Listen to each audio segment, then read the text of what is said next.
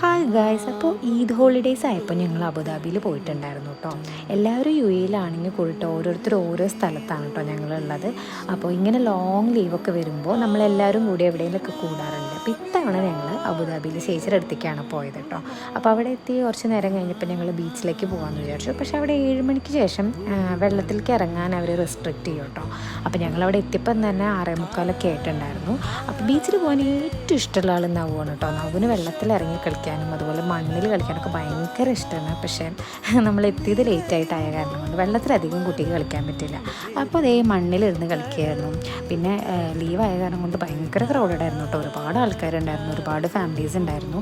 അപ്പോൾ ഇതേ സെക്യൂരിറ്റി ഇങ്ങനെ നോക്കുകയാണ് ആരെങ്കിലും ഇറങ്ങണുണ്ടോ എന്ന്.